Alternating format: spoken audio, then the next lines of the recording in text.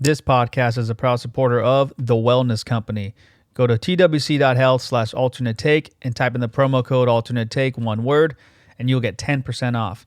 The Wellness Company is the best company to get your health in order. I go there, I get the Ultimate Spike Detox, I get the Medical Emergency Kit. You can get ivermectin and mebendazole. You can get all kinds of stuff. I get the Bison Trifecta. I get all the greatest stuff.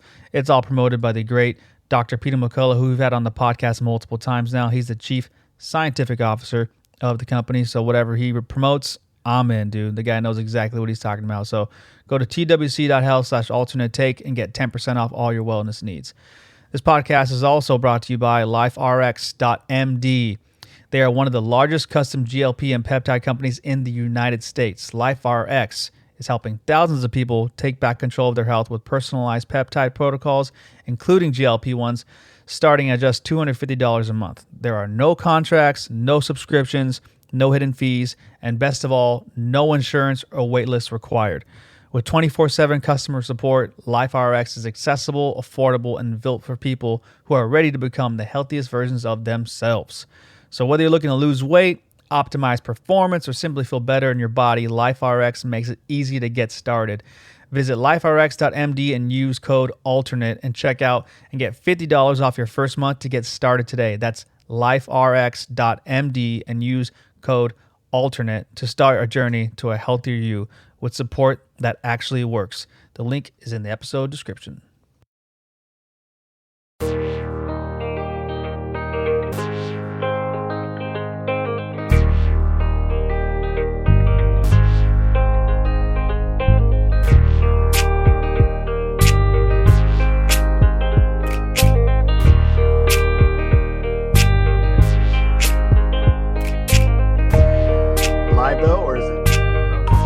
What's up, everybody? This is Alternate Take, and we brought you the amazing Shawn Johnson, man, former Navy SEAL, owner of Atlas Tactical, and owner of Iconic Security. How you doing, brother?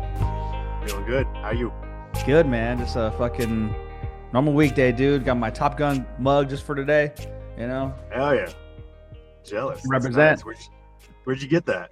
It was a gift, actually. Yeah, a very undeserved gift, but I love it. Yeah. But I like the digs. Looks good. Studio looks good. Thanks, man. Yeah, it's simple, but simple. I got my King Taco hat over here, so everyone knows I represent. Yeah. But everything's good, man. How are you?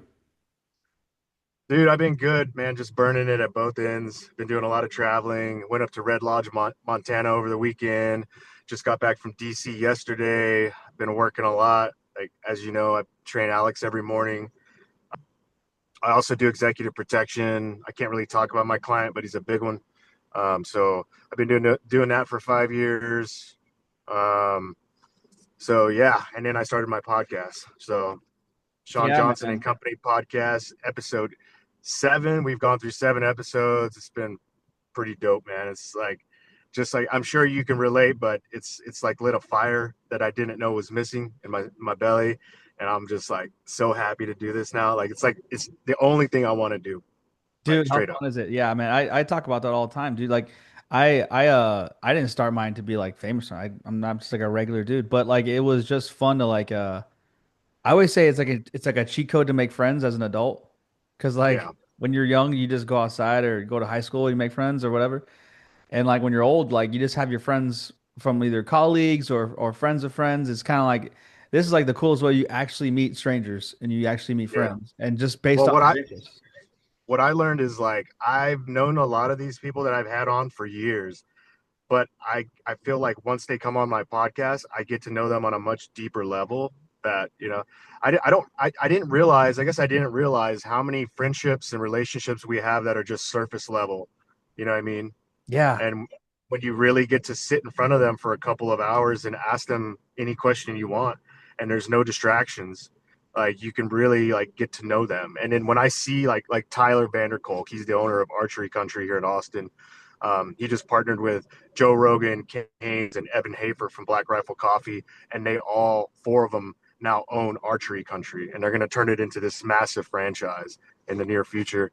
But like I've known Tyler for 4 or 5 years now, and like now that after he's came on my podcast, we have a much tighter connection. You know what I mean? Like Yeah. it's almost like you sit through a podcast with people and it's like you go to war with them. You know what I mean? Yeah. It's like, you know, kind of thing. Yeah, I couldn't agree more, man. But you really just yeah, I think people are just way more vulnerable and they're willing to tell their Yeah. story. And like and that's the greatest part, dude, because maybe there's some sort of like foresight in that. Maybe you're like, oh, my kids are gonna hear this one day. I want them to know, that I didn't fake the funk, that who I am or whatnot, or maybe that has something to do with who knows. But either way, I agree with you so much, man. I interviewed Jim Lampley like about 2 months ago. Yeah. And it was so funny because like I was laughing because I was like, dude, like this dude's made me cry a couple times. Like not on the podcast, but I mean like I remember when he did his like farewell speech for Juan Manuel Marquez versus Manny Pacquiao, and he was just like so overwhelmed with emotion about Marquez winning, not because he had a bias, but just because of how much struggle he went through to get that win finally on the fourth fight. And I Yeah. remember watching that live and crying. And then I brought it up talking to him in the podcast, and then he started crying, and I was like, "This is fucking crazy, dude!" Like, Uh, Jim Lampley's yeah. crying in front of me right now. This is amazing. Yeah. Well, Yeah, that's the thing that you draw like these emotional stories out of them. And I think like a lot of people, they don't realize how much they want to tell their story until they get on camera and they're in front of that mic. I think a lot of people, because we literally go through life at a surface level relationship with people where we don't really have time. And I think maybe that's why drinking with your boys is so popular, because at the end of that night, when everybody's drunk, is when you're getting to like kind of like peer into each other's soul a little bit, and guys are letting their guards down and they're breaking those walls down. And that's what a podcast allows you to do, like, but sober if you want, like, so I, I, I know exactly what you're saying. It's like, I think everybody out there wants to be heard and they want their story to be heard. And everybody has an interesting story. It's just like giving them the opportunity and giving them the conch shell to tell it, you know? So yeah, I couldn't agree more, man. I'm glad you're in that space now, dude. But let's tell the thank you. people about Shawn Johnson, man. Let's tell them about the beginnings, man. How you're I know you obviously became a Navy SEAL, but where'd you grow up, brother? So I was born in Corpus Christi, Texas. My I had a single mom, three boys, me and my two older brothers. We were like dirt poor, like literally. Like, I don't know if you've ever been to Corpus Christi, Texas, but anywhere along the coast is like roach infested. And if you're poor or low income, it's really roach infested. So like our apartment growing up, like literally you would see cockroaches fly across your view as you were watching TV, like in the living room. Like, it was pretty disgusting. And my mom, she did her best, God bless her, but she had moved here from Spain, and she moved away from all of her support, her family, everything, to come to America. And she got left raising three boys by herself. So we were really poor. My birthday is December 19th, so it's the week right before Christmas. So like literally I would get one like GI Joe for my birthday and maybe one GI Joe for Christmas. Like that's how broke she was. Yeah. So she was working, like three part-time jobs and going to school, and so it was pretty tough for her. And so but she got her degree, and we kind of, as she was leveling up, is how we started to move around. And so I lived there till like third grade, and then we moved way out to the country, lived on a ranch in this little southern town called George West, which most people have never heard of. But just imagine ranchers, cattle, cactus, and that's it. It's just thousands of acreage of nothing, flat brush country. And so we lived out there for 3 years. Then we moved to Austin, and then we bounced around a bunch of different towns until eventually I got to my senior year, and I had never known who my real dad was. I didn't even know his name. Like, she wouldn't tell me. I was a spring break accident in 1983. So he was visiting for spring break at Padre Island, and just happened to happen. So I'm glad it happened, but he kind of skipped town, and so I wanted to get to know him. And so my senior year, I reached out to him. I found him, and then we met. He flew me up there. We met, and uh, and I got to meet all of my dad's side of the family. And so I was like, fuck it, I'm gonna go to college up here. So I got accepted into college at the University of Wisconsin in La Crosse. Um, I did 4 years up there, got my degree, and I mean, it was okay. It's a good time. Wisconsin is not Texas, but it's good people up there. There's a lot of good value. It's a bit like the state loves sports. They love football, baseball, like huge Packer fans up there. I became a Packer fan. Um, so did that after I finished college. I guess I was 22. I moved to Florida because while I was in Texas, my mom had moved from Texas to Florida. And so I wanted to go back down where it was warm. And so I moved to Florida. I lived in Tallahassee for a year, another town called Perry, small town called Perry for a year. And then I lived in Key West for a year. And I was kind of like trying to see if I could use my degree, but I had always known I wanted to be a Navy SEAL. Like I knew since I was real little. Like I said, we grew up on the beach, and like I spent every chance I could in the water. Like like seriously, like when I was a little kid, my mom would drop me off at a certain mile marker, and the thing about the beach in Texas is like the current and the rip tide is so strong that like you don't feel it when you're in the water, but it's moving you down the beach. Yeah. Like the sand and the current is pulling you down the beach, like actually pretty fast. To where if me and you go out into the water and we're playing around for a little bit, you'll turn around and you'll be like, "Where's our car?" And it could be half a mile down. That's how strong it is. And so you have to get out and walk down the sand to go back to your vehicle. So she would drop me off at say mile marker 40, and then she would go park at like mile marker 10. And so she would go park down there. She would lay out her blanket and read a book and then wait because I wouldn't come out of the water. And she knew that. And so the current would pull me down, and it might take like 45 minutes to an hour or whatever it was. And then whenever she saw me, she would wave at me and pull me in, and then we would go home. And that was like my childhood. So I spent all my time in the water, and I knew I wanted to be a Navy SEAL because I knew the Navy SEALs were in the water, and it was the hardest thing out there. So after college, I wanted to see if I could make my way with this degree. And like most people can attest to, a degree don't mean shit anymore, dude. Like it Yeah. doesn't help you with nothing. So that's why I took this job in Key West. And I said, if I can't be happy in Key West, I'm not going to be happy anywhere. And I need to go chase my original dream. And so sure enough, less than a year, I was like, I hate it. I got to get out of here. So I joined the Navy. And then I left for Coronado. Basically. So when you join the Navy, you have to go to regular boot camp, which is in Great Lakes, Illinois. Sorry, hang on, my truck just died. So I did 2 weeks of regular Navy boot camp, and then I did, or 2 months of regular Navy boot camp. Then I did 2 months of what's called pre-BUDS, and BUDS stands for Basic Underwater Demolition School. So that's where they'll kind of like, you make it through boot camp. Everybody has to make it through boot camp to come in the military. Then if you want to be a Navy SEAL, you go through pre-BUDS, and they have like a bunch of standardized testing that you have to accomplish, and you have to pass all these tests and running for times and a certain number of push-ups and pull-ups and sit-ups and all this stuff. And then if you make it through that, then you get entry into BUDS, and that's where Navy SEAL training starts in Coronado in San Diego. So that's what I did, and yeah, I mean, I can keep going, or you want to learn? Please. If you No, want to know please. about BUDS. Please keep Okay. going. Yeah, I want to know, man. Yeah, this is fucking phenomenal. So when you start BUDS, this is like day one of Navy SEAL training. If you want to be a Navy SEAL, it starts at BUDS. A bus, so you'll fly into San Diego, and then a bus will charter you across a bridge to an island called Coronado. And then you go onto this major naval base that we have out there. And they pull you on, and immediately you could tell this is not like a regular military base. Like it's surrounded by water, like this is different. And so when you pull up, in order to get onto a specific base, like the BUDS compound, the BUDS base, you have to walk through in the Navy what's called a quarterdeck. And a quarterdeck it's the same thing on a ship. In order to get onto a naval ship, you have to walk through a quarterdeck.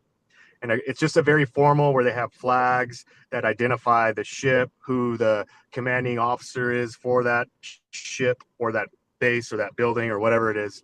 And there's like a visitor log. You can't get in unless you have like a escort, stuff like that.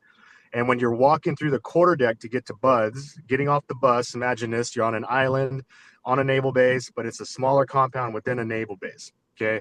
You get off the bus and you're walking through the quarterdeck. There's a sign above the door, a wooden sign that says, "The only easy day was yesterday." That's the first thing you see as a wannabe Navy SEAL. And you're like, I don't know what the fuck that means. I don't want to know, but I'm sure I'm going to find out. And so you walk through there, you go through the quarter deck. It's like very formal. Like guys are in like their dressed uniforms. And you're like, all right, here we go. And then you walk through those doors onto the PT grinder, the Buds PT grinder. And it's like this massive, I guess I'd say it's like half an acre size of asphalt, black asphalt. And then as soon as you walk through, there's this big statue of this like a frog man that somebody built the statue. And then you look down the line, and there was all these green helmets in like a big long line, like probably like 40 green helmets, and they all had the class number 277, and I was Buds class 278. So those are all the quitters that are in the class that's going on right now. Yeah.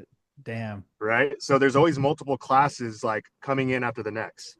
Right. So as this class is it's called indoctrination into Buds. So you come in, you get all your clothing, you get your green helmet, you get your BDU shorts, you get your standard issue that you're going to need to go through training. And while you're doing that, that class is going through Hell Week. They're going through all these things, and then you're following behind them. And then there's 3 phases to Buds: first, second, and third. And so there's Indoc, first phase, second phase, third phase. The famous Hell Week is during first phase. Okay. So you come in and you can see the class in front of you. You'll kind of like, sometimes you'll see them running by or, whatever. And you'll see that line of helmets continue to grow throughout their class. Like it'll start with 1. And then, I mean, these classes, you got like 250 kids that are trying to be a Navy SEAL in every class. And by the end of it, there might be 20 of them that make it, maybe 40 if it's a big class. So that row of helmets just continues to get bigger. And there's a bell hanging from a bar down at the end. And when you hear that bell ringing in the compound, like it's a big compound, like when you hear the bell ringing, that's another quitter. And like, so you have all these old frogmen who are instructors that are around. Like lots of Navy SEALs are there that have been Navy SEALs. They've been to war. And every time that bell rings, they're like hooting and hollering, and they're like laughing and whistling, because that's another quitter. You know what I mean? Like, so you get in here and you're in this atmosphere, and immediately you understand like you're in hostile territory. Like you think they're gonna be proud of you for wanting to be a Navy SEAL, and like come on, dude, you got this. Fuck no, they hate you. They hate you. My buddy actually had a Liam Cogan. He's a good friend of mine, Navy SEAL. He came on my podcast last week, and he had the perfect explanation of it. He goes, we hate you. You're ugly. We're hot. We don't want you on our team. And like, that's what you feel like when you're there. Like they're all a bunch of like ripped, shredded. They got nice long hair, like beards, and they fucking hate you. They hate everything about you, and they don't want you there. And it's in their best interest and the Navy SEAL community's interest. The more quitters they have, the higher the bonuses go up for reenlistments. So you're fucked either way, right? Yeah.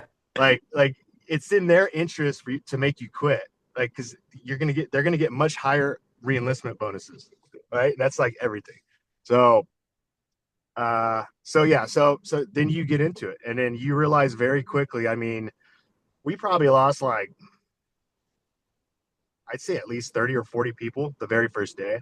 Oh my God. And then, yeah, like the very first day. I'll tell you one story. This is a second phase story. Second phase is you're in the pool. You're in an Olympic pool that's like, I think it's like 15 feet deep or 20 feet deep at the end, or at the deepest spot. But it's a very intimidating pool. So we used to do this thing called I think it's called the beehive or the hornet's nest. I can't remember, but it was the very first thing we did when we got in there, just to give you an idea of like the mentality. They're always playing these mental games. It's like mental toughness, mental gymnastics. And that's where most people quit, is they can't handle the games that they play with you. And so the very first day in the pool, there's still like 100 and I don't know, it must have been like probably around maybe like between 90 and 100 people left. I can't remember the exact number, but they made us all get into the pool together. So imagine you got 100 people jammed into a pool, and Olympic pools are big, but 100 people is still very crowded, right? So they make everybody jump into this pool, and you can't touch the bottom. You're treading water. and the instructors jump in with you, and they make a ring around you, and they started pushing us into this very tight ball. That's why they call it the hornet's nest or the wasp nest or whatever they call it. So they're pushing us into this ball tighter and tighter and tighter and tighter. And we've been in here for like 30 minutes already at this point, right? And they keep getting tighter and tighter and tighter. And so like before you know it, like I'm short, right? I'm 5'8". I got guys in there that are 6'4", right? Their legs are like way longer than mine. They're thicker than mine, right? And so their arms are longer, and like they're really good swimmers, really good treaders, Anyway, so as this ball starts getting tighter and tighter and tighter, you don't have room to kick your legs to stay afloat. And anytime you try to use your arms, you're hitting them instead of like pushing water. So you start getting sucked under from all of the pressure of everything coming. And there's only one way that you can do this. And like, if for like a shorter guy to survive this, the only way to make it happen is when you see it start closing in on you, you have to like take a deep breath. You go underneath the ball. So all the feet, you have to go down underneath the entire wasp nest, and you have to swim to the outer perimeter and then come up on the outside. And then you'll get sucked into the middle again. And then you go under, swim out, and come up, right? Of all these 100 people. And so, I mean, you think you're going to drown the entire time. And then so now we've been in there for like 45 minutes to an hour now. And dudes are like, everybody's just exhausted. They got nothing left in them. Dudes are like, I can't do this. And you have instructors yelling at you the entire time. Like, fuck you. Fuck you. Like, imagine. They're not trying to help you. You have like corpsmen, like medical people standing by just in case, and they're standing by and they have all their equipment and they're looking at you like, and they can't say a word. They can't help you. So you feel like you're drowning, and there's like 30 people around this pool deck that are standing on the edges, laughing at you, yelling at you. And the people that would help you can't help you. And they look like they're scared for you. Right. And then you're just like, and you're in this, like, and dudes are like gurgling water all around you and choking. And, and so you're like, go under, come around, go under, come around. And it's just like this evolving hornet's nest, and then, so I can't remember. I think like 15 people quit or something like that during that moment. And then they're like, okay, everybody get the fuck out of the pool. So you get out of the pool, and you're always hurrying to something else. There's never a time where you can like sit there and take your time and get your boots on, and, and everything's wet, And so we're going through this, and they're like, hurry up. You got 30 seconds. And you're like, fuck, you're trying to get everything in order. You got to have everything, like your canteen and everything has to be perfect. Right. And so we get to the very end of it, and they go, all right, you guys don't want to hurry up. Everybody back in the pool. We're doing it again. Oh my God. Holy shit. Yeah. And by this, like, everybody is smoked, and everybody's like, no way. Man. Yeah. Because everyone's like, then, we're going as fast as we could. Yeah. And then right then and there, like another 12 people quit on the spot because they were not going to go back into that pool. And so we're all getting our shit back off, and we're getting ready to go back in the pool. We see 12 people up to quit, and they're ringing the bell right there because they take a bell with you everywhere you go. So quitters, like, they ring that bell right in front of the whole class. Those 12 people ring the bell. They escort them off of the pool, the pool area, which is like blocked out. And as soon as they get them outside, the instructor comes over and he goes, I'm just fucking with you. Get your shit back on. We were just trying to hit a quota. Oh shit. That's amazing. Yeah. Just wanted to down. Yeah. And so like, he's like, we just had to hit a certain number of quitters. You guys are good. Get your shit on and go to chow. Like, man, that's wild. Yeah. So that's the game. They're always playing games with you. Wow. And like, how long is the training total? Like how many from all three phases? How long is it? So there's 3 phases. It takes like 6 months, give or take a couple of weeks. If you make it straight through, and then if you graduate BUDS, then you move on to SQT training, which is SEAL qualification training, which is pretty much the same thing as BUDS, except you get like weekends off instead, stuff like that. And then you go through SEAL qualification, which is a little bit more advanced. Like BUDS is really just there to like, it's painful and it's exhausting and you're going to hate yourself. SEAL qualification training is now okay. Okay, now we know you're like if you make it through buds. Okay, now we know you're tough enough to make it through buds, or stupid enough, or a combination of both. Now we're going to move you to complicated stuff where you're actually going to have to use your brain, and we're going to see how smart you are, right? And see if you can, under stress, make decisions that aren't going to jeopardize a mission or jeopardize your teammates' safety or yourself, right? Because you if you hurt yourself on a mission, you basically jeopardize the mission, right? Right. Like if you're supposed to be holding security on the corner of a building and you trip and twist your ankle because you're not paying attention, well now everybody you're not holding effectively on that corner, and so now the entire platoon is exposed to somebody running around that corner. You understand? So yeah, so you go through SEAL qualification training, and then that's definitely that's more advanced, but you're still getting your ass kicked. You're still cold, you're wet, and you're sandy all the time, like all the time for the next year, from day one of SEAL training till the last day. You are cold, you are wet, and your body is covered in sand. Your clothes are covered in sand. I mean, to the point where like you're wearing camis everywhere, right? Like woodland camis, and they're soaking wet, right? And then they'll like you'll do something, and then they'll start to dry out just from like your body heat and like the wind whipping on the island. And right when they're about to get dry and you're about to be comfortable and warm again, they're like, hit the surf, and you got to go do it all over again. So imagine that for a whole year. Like, Oh, and then after man. that, you go to jump school for like, I forget, it's like 6 weeks. And you do, I think we did like 5 static jumps, and then 20 day jumps, and then 5 night jumps. We did HALOs, which is high altitude, high opening. We did halos, high altitude, low opening. Um, we did jumps on oxygen. We did hop and pops, where you're like literally just jumping out of a plane so close to the ocean you could see like seagulls on the water surface. You're jumping out of a plane, and you count the three, and you open your chute, and then you land in the water, and then they pick you up on boat, and you go hit a target like a ship or an oil rig or whatever. Yeah. Anyway, sorry, I'm rambling. Damn, dude, that's insane. When do you guys do that that infamous like swim like from San Clemente or like all the way to San Diego, like across all like the shark infested waters and stuff like that? So there's two major ocean water swims. One of them is in San Clemente Island. That one's like a 4 or 5 mile ocean water swim, and that's the number one breeding ground for great whites. Is right there off the coast of San Clemente Island, which is like people aren't familiar. It's like right there by Catalina Island, wine mixer, Catalina wine mixture. You know, so it's like right there. That is the number one breeding grounds for great white sharks, like in the world.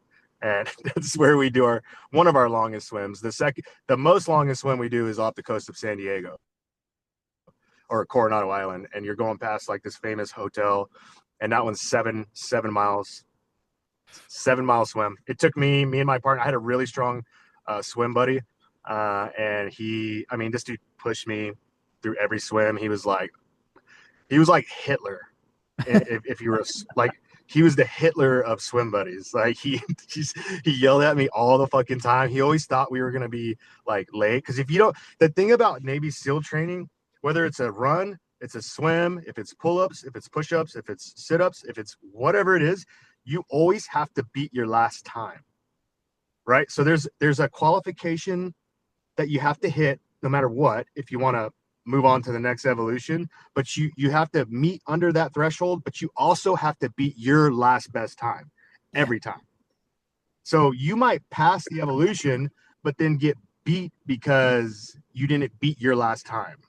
You understand? Yeah. So he was always worried that we were not going to beat our last best time. And I mean, we did a 7 mile swim in like 2 hours and 3 minutes, and Jesus. there was guys that finished like 4 hours. Like, we did it twice as fast as everybody, and I got yelled at the whole way. Oh Uh, shit, man. That's so crazy, dude. So what do you think was your main like motivator to do that? Do you think maybe the absence of a father growing up pushed you to like want to like be something more great than the average person? Like, what was it that made you, and being raised by a single mother and being poor, did all that play into role, do you think? I'm sure it has some effect. I don't know if I could pinpoint it, but I'm sure that all played into it. Um, I have a lot of siblings, but my brothers grew up the same way as me, and they don't have the same ambitions. You know Yeah. what I mean? Like, so, uh, but I don't know. I think it's like inherent to the person, honestly. Because I mean, you could have asked me when I was 10 years old, like, what do you want to be when you grow up? And I would have been like a Navy SEAL. Like, I just knew it. Like, I knew it was the hardest thing to do out there. And it was like in the water, which is where I wanted to be. I was a fish, Yeah. So I think I think most of the time you're born with it. Um, but as far as like being able to put up with the abuse, the harassment that you receive going through it, like I definitely owe credit to my upbringing. Like when you grow up and you don't have anything, like I'm going to school and I'm wearing hand-me-downs that are like 9 years old, and I'm watching, my friends showing up. Back then, like I'm 41, man. The shit that was popular back then was like Tommy Hilfiger, Ralph Lauren, shit like that. Like Nike Air was out. Like, that was kind of like Jordans, like shit like that. Um, like we couldn't afford none of that shit. Like I had my two older brothers are 7 years older than me and 9 years older. I got those kind of hand-me-downs. Like, so I was showing up to school in rags. Like I got laughed at every day.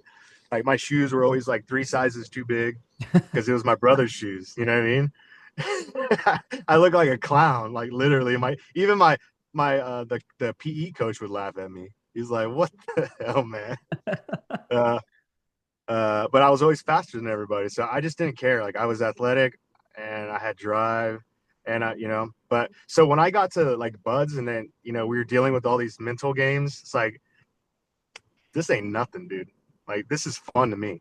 So, but I saw a lot of people crack under the pressure. And the weird thing about like SEAL training is like when you get there, like I told you, you're classing up with 250 dudes. These are not just 250 random guys. These are 250 alpha males from around your country, right? They're from all over. Like, and these are the alpha males at whatever high school they went to. This is them. Like they were the prom kings. They were the football or the football coach or running back or linebacker. Like these dudes coming in, like some of these guys are like Olympic athletes. They're triathletes. They're CrossFit fucking gurus.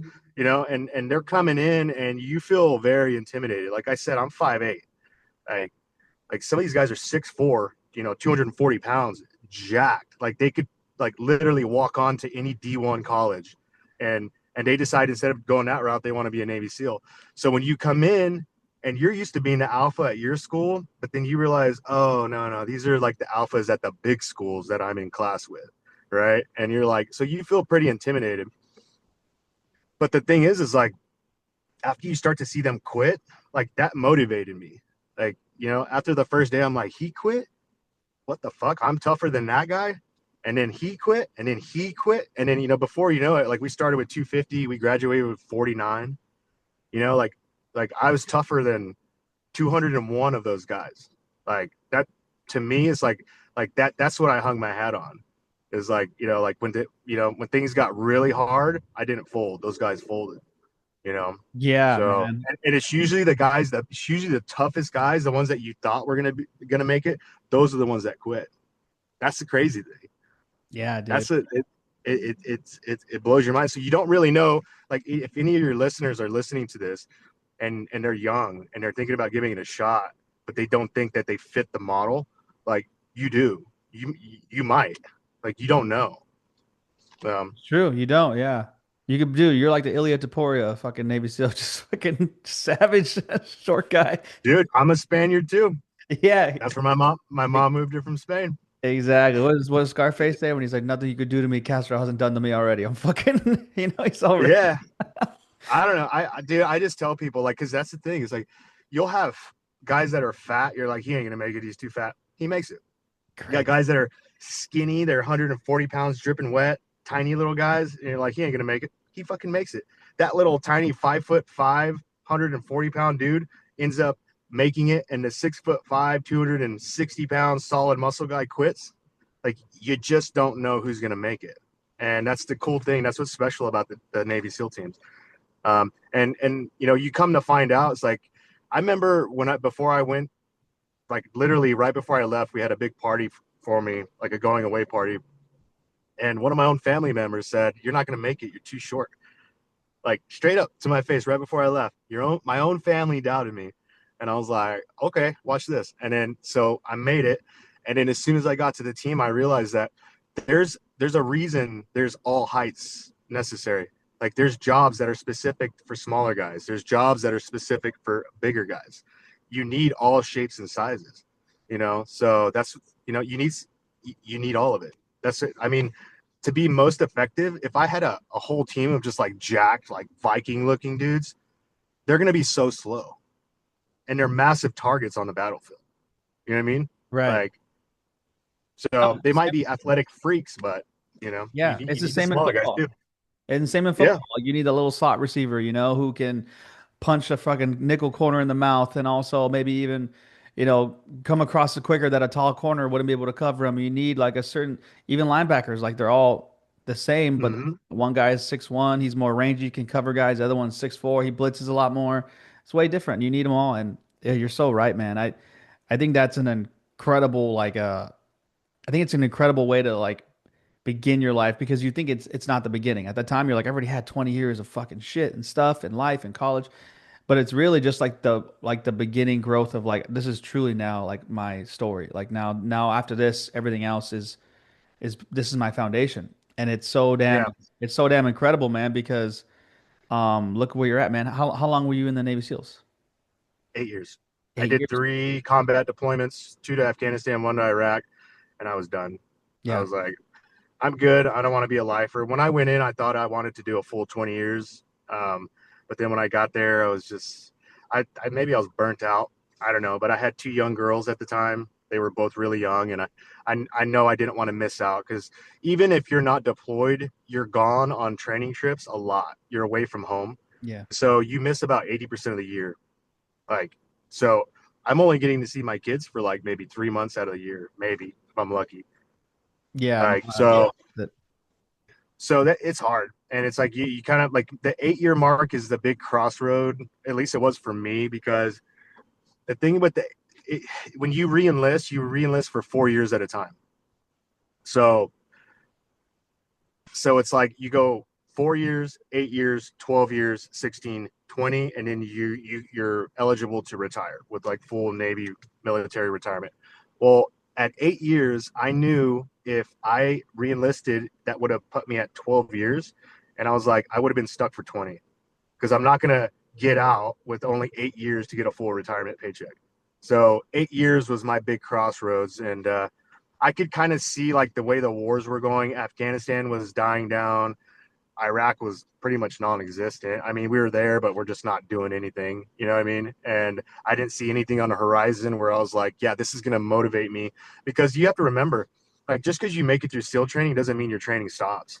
Like that sign I told you about over the quarterdeck door that said the only easy day was yesterday, like that rings true. Like your entire career, whether you're a 20-year SEAL or it's day one, like every day is harder than the last. And it's like, even if you're not getting your ass kicked like a new guy, you're put into a leadership position where more is put on your plate and expected of you. Then, you know what I mean? Like you almost wish you could go back to being a new guy and just taking out the trash and getting yelled at, because that was simple. And now you're in charge of, I mean, you're planning, missions and operations that could potentially kill people. You know what I mean? So there's a lot of stress that comes with that. And there's a lot of late night while everybody else is grabbing chow and coking and joking, like you're in the planning room. You know what I mean? You're in there for 3 or 4 hours after everybody else is playing video games and, like hitting the sack, so it just gets harder and harder, I mean, as you go. And for me, I just knew that like at the 8-year mark, I'm like, this is just a chapter in my life. I thought it was going to be my whole life. And I found out this is just a chapter, and there's so much more I need to do. Like I told you about growing up dirt poor. Like my whole family, I don't know if they're cursed or what, but like everybody has always struggled to have financial success. So I made it a purpose and a goal when I was real little that I'm going to try to break that curse and do it the right way, obviously, like not steal, not do anything wrong, like no drugs, no, I'm not going to gamble this and do all this crazy shit. But I wanted to break the curse and like find a way to break through financially and hopefully create some like wealth for the family, and then maybe pass that torch to my kids, and then they take it even further, whatever it is. So that's my goal now. Like I accomplished my mission of becoming a Navy SEAL and seeing combat action and doing all that shit. And now my whole purpose has shifted to, okay, now I want to leave my mark on this life, right? We only get so many days in this life. Me and a friend of mine were just talking about this the other night. Like in your lifetime, from the moment of birth until the moment of death, we pass by all these people all the time. But like when your lifelines cross to where you actually stop to have a conversation, how many of those like people you actually meet, there's a finite number of people you're going to really get to know on a personal level in your lifetime. Whether that number is 3,000 or 300,000, depending on your life, there will be a finite number of relationships that you make in your life. And it's up to you to decide what you do with that relationship and if you can use that to accomplish your goals in life, right? Right. Because you only get a finite number of relationships, and nobody does anything on their own. There's always somebody helping you, or somebody helping promote you, or somebody cheering you along, or somebody helping you when you're down and you need a hand. Like nobody does anything in this life without help. And so when I started to focus on that, and it's like, it makes me value the friendships that I'm making along the way more, and not treat them as just passing, like, oh yeah, it's my boy. Yeah, whatever. Like, yeah, he's your boy, but how are you two making each other better people? Right.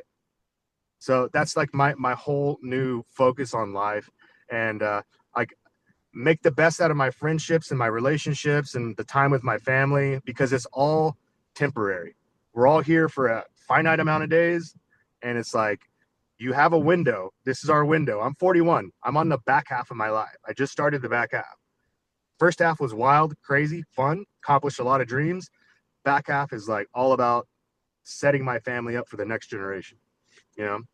Wow, incredible. I couldn't agree more, dude. Like the premise of giving like your full self to your friends and the people you meet, the ones that deserve it, obviously. But I think it's just so it's so important, man. I can't even relate to that more than I can even think about. It's crazy because like, dude, even with just this, even with just the podcast, man, I've met so many like people that have like helped me for, dude, they had no reason to, like at all. They were just like when I met Steve and met Steve Simone, who is how I met Chad Conley, and then it's how I met you. Um, Mm, like, dude, Steve is like one of the most accomplished comedians in the game. Like, he's been around mm, forever. And mm, I reached out, I think probably through his email or something. Um, and he was like, "Yeah, of course I'll do your podcast, buddy." And yeah, we did an hour, and then after we talked for 2 more hours after that. And he was just like, "Dude, mm, whatever you need." And I was like, "That's like you literally just met me today," and like via mm, fucking Zoom, by the way. And he's just like, "Whatever you need, buddy, I got you." And like.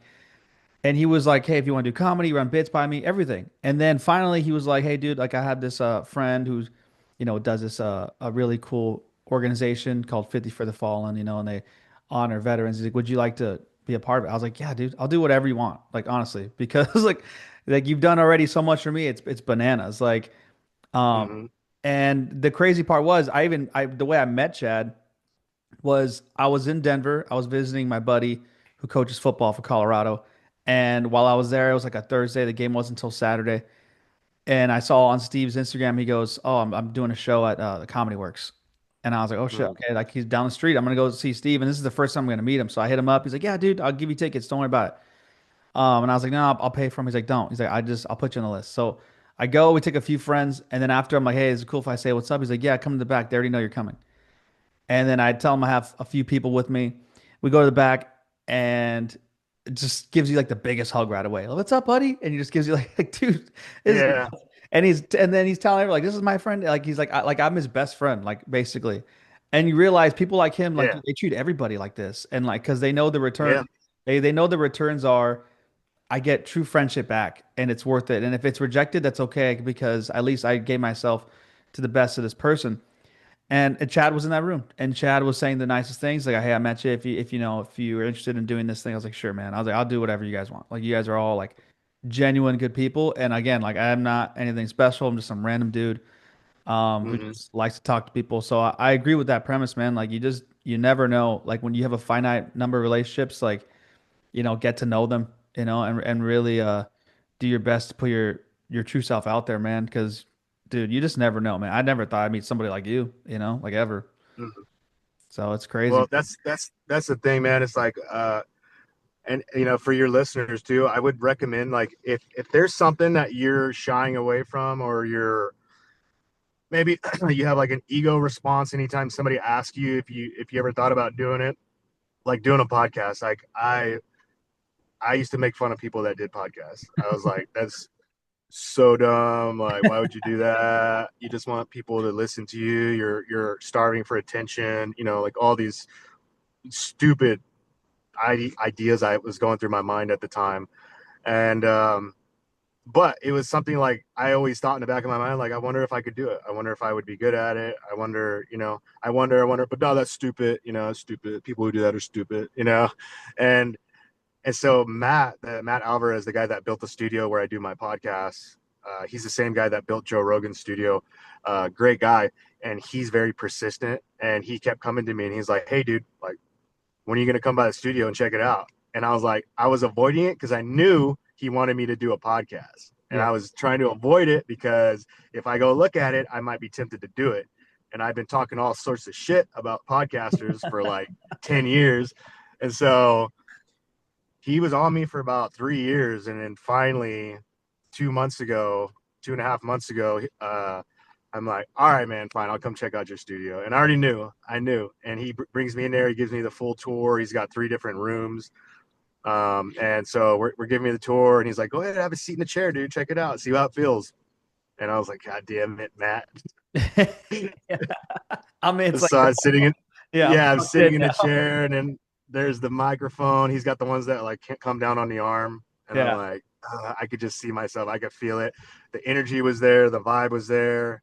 And I was like, all right, buddy, let's do a fucking podcast. And he's Yeah. like, yeah, I fucking got you. And sure enough, dude, I fucking did that first podcast, and I was addicted. Yeah. Like, I was addicted to this platform, or being in this position where I have a platform where I can let people's voices be heard, and I can let people tell their story. And like you talked about our circle, our tribe, it is a tribe. And like there's a great book, I think it's Sebastian Junger or Sanger Junger, I can't remember. Yeah. I love that book. It's called, yeah, is it Sebastian or Sanger? Sebastian Or Younger. Sebastian Younger, yeah. um but I love the mentality of that, like in like when times are tough, that's when people are usually the happiest because they lean on each other. And maybe times aren't that tough right now, but you can tell just from like our circle of friends that like Chad, especially, he's a great friend of mine. He'll be on my podcast very soon. Um, it you know when you see somebody with his personality, that came from somewhere. He wasn't born with that. So he probably adopted that tribal mentality of like togetherhood, brotherhood, from his military service. Like when you're at war, right, and there's bullets flying past you, and there's people dying, and these are friends of yours, these are brothers, platoon mates. Um, like you really like find a true love and passion for wanting to be with your brothers or sisters, right? Right. And when you get out of the military, you don't have that anymore. Like everybody's very uh, about themselves in the civilian world. Like it's me and my family unit. Like we're number one, and you guys can kick rocks because it's all about us. And so that's why these groups that we're a part of are so special, is because like we need that. I think as like it's like human innate nature. You need to feel like you're part of a tribe. So like I love having a platform where I can give people a voice to tell their story, and get that sorry, I get a phone call coming in, and get that whatever they need to get out, whether it's telling their story, or if they have a mission that they're trying to seek out help for, or they need money for something. Like, it lit a fire in my belly, and I'm like, I can do this for people. And I never picture that. So for your listeners, like, if there's something you've always wondered if you should do, you should do it. Like, just do it. Give it a try. At least give it a shot, because you might light a fire in your belly that you didn't know was missing. That's Yeah, what I would recommend. I couldn't agree with you more, man. That's phenomenal advice, dude. Phenomenal advice. I thought the same thing about the podcasting thing. I was like, I'm not fucking Joe Rogan. You know, he's way cooler than me. But in the back of my head, I always thought, but I'm kind of just as diverse as he is. Like I like all the same shit he does. Yeah. And I found that cool because I was like, in my head, he was like the when I started listening to podcasts with Joe, like 2000, like early 2013, 14, and like it all of a sudden I was into like nerdy shit. I was like, oh my God, fucking now I want to hear about this scientist and this doctor. And then the next one's an MMA fighter. I was so excited. But it was like the education I didn't know I needed. But like that drove me. I wasn't like, okay, I want to be it wasn't that at all. It was just like the seeking of being able to like seek knowledge, make friendships, and also just kind of like, dive deeper into everybody's souls, including mine. And it was like that alone was worth it. Like it was worth everything. Like I never got to be able to talk to the people I've been able to talk to. So I couldn't agree with you more, man. Um, Yeah. Tell everyone a little bit about Atlas Tactical before I let you go, man. I want to know about your tremendous training programs and all that stuff that you have going on. I appreciate that opportunity. Atlas Tactical has kind of taken a back burner in my life at the moment, just because this podcast is taking priority number one. Like I said, Okay. I just started the podcast like 2.5 months ago, and it's the only thing I want to do. Like I still have Atlas Tactical, and I'm still helping people, and I'm developing like workout PDFs. I started it because I work out Alex Jones every morning. Like we literally just did one today. Um, and I started Atlas Tactical as a way to combine like combat training with fitness training, and like inducing stress, and then using that and going to the range and kind of like trying to mimic what it feels like to be in an actual firefight downrange, to give people like an opportunity. You get your heart racing, you're sweating, you're out of breath, and you're stressed out, and now you have to focus, find your sights, control your breathing so you can control your shot, and then like get it done.